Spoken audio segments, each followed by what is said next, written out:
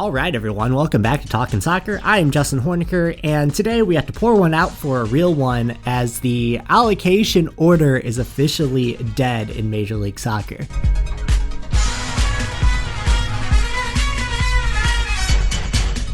It was a weird roster mechanic, as a lot of MLS roster mechanics are. So, for those of you who don't know, a little bit of an explainer on what the allocation order was. The allocation order was essentially any player that was previously in MLS or a national team player that hadn't signed before.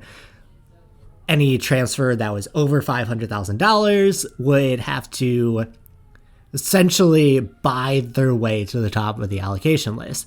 This is important because in the past, teams have gotten a good amount of allocation money off of this allocation list. Sometimes the number one spot is sold for as much as $500,000 of allocation money.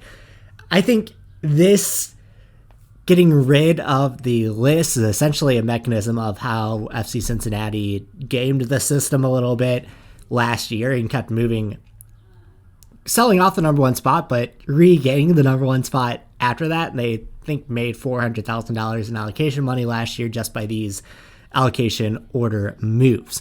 So on one sense, it's good that teams aren't allowed to game money out of other teams anymore.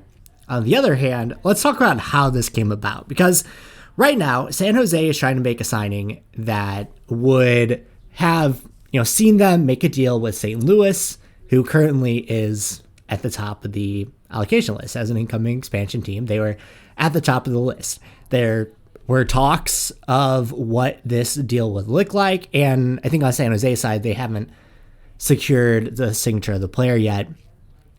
But you're looking at anywhere from $350,000, probably $350,000 of allocation money. If that breaks your brain, I'm sorry, but I reached out to my contacts, and some of my other contacts at Area Sports have reached out to people on their teams, and from what we can tell, this was not discussed with front offices ahead of time. That may be different at the very top, like your sporting directors, but from people in front offices that we've been able to talk to, this was not known about ahead of time. So you had teams operating under the assumption that they would have to make a deal for this allocation spot, now just having that completely wiped away. St. Louis has been given a little bit of a make good in that they have one instance of a right of first refusal with the player. So that could still be that St. Louis could claim San Jose's signing and, have to make a deal out of that. Maybe that's a make good as you get rid of this allocation order, which is fine. It's so typical MLS to have something as big as this. This is a big roster mechanic just be wiped off the table with no advance warning. So now everything kind of goes to discovery lists. So if someone is on your discovery list, you have the right of first signing. And if you want to sign someone off someone else's discovery list, that now acts like this allocation order.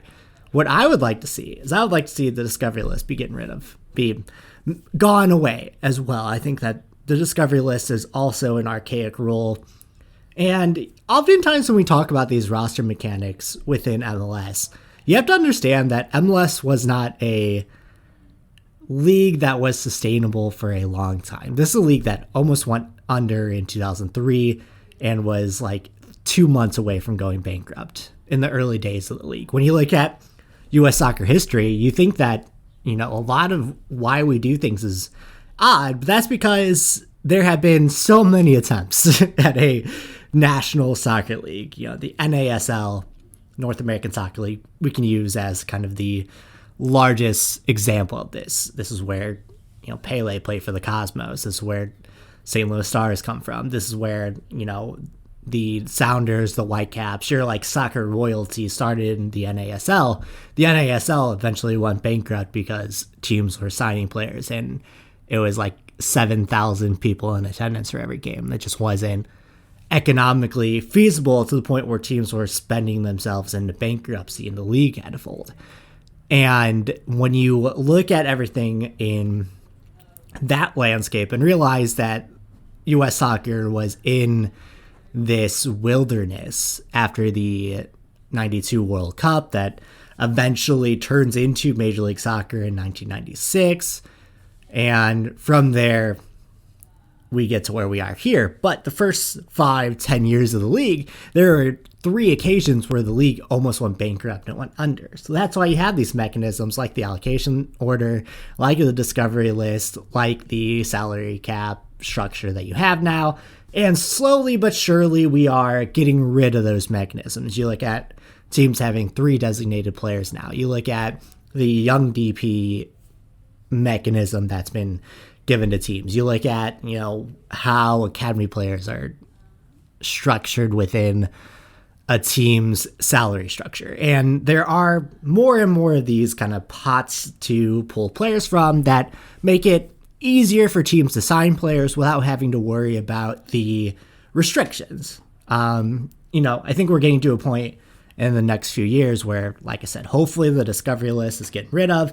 Teams, can start acting more on their own as opposed to being in this single entity pot, where in the past, the bargaining power of MLS was that they could go out, sign a player, sign a David Beckham. David Beckham could decide where he wanted to play. Now we're getting to the point where, some teams are large spenders, some teams aren't, but your LAFCs, your Philadelphias, your NYCFCs, your Inter Miamis, your name a big club, Sporting Kansas City, for instance, trying to sign Cristiano Ronaldo. Teams have this bargaining power on their own, and we're getting to the point where the league is 25, 30 years old, and it's more sustainable. Marketing-wise, sponsorship-wise, teams own their own facilities now, and it's getting to the point where you don't need allocation order anymore. So while we will miss the era, and pour one out for the guys over at Allocation Disorder, because without order, there's no disorder, let me tell you. But it's an interesting spot. I think, you have your typical U.S. soccer dealings of these decisions that come without warning, that come without, input from anyone else, that ultimately this is the right decision. It's something that we've talked about for a long, long time, but the rollout is odd, to say the least. So just to sum it up, St. Louis going to make good with their one-time right of first refusal where they can claim a player incoming into the league and then make a deal with whoever's trying to sign them. Outside of that, the allocation order is done and teams will now be operating off of their discovery list. So for those of you that don't know what a discovery list is, you can put a player outside of the league on your discovery list. And usually it's, if you're trying to sign a player from a different league, if they haven't had contact with the league before, they are now on your discovery list. And if another team goes to sign that player, they'll have to make a deal with you for your, to get them off your discovery list, essentially. So it's just another one of those weird roster mechanics, but typically signing a player off another team's discovery list has been less lucrative than buying your way up the allocation order. So that might change with this being the only mechanism now, but that's just what we can look for going forward. Let me know what you think down in the comments. Are you happy to see the allocation order gone? Do you still have no idea what the allocation order is? Let me know in the comments. This is your first time coming across one of my videos, give me a thumbs up. Make sure you subscribe to the channel for more U.S. soccer content, St. Louis City content, Kansas City Currents content. And we are going to go live tonight after the 9 o'clock U.S. Women's National Team game to talk about what happened, how the roster looked, and kind of talk about our what we've noticed from Game 1 to Game 2. Lindsey Horan won't be there tonight, so this is going to allow a little bit of experimentation from Flacco & Co. So we'll have a lot to talk about.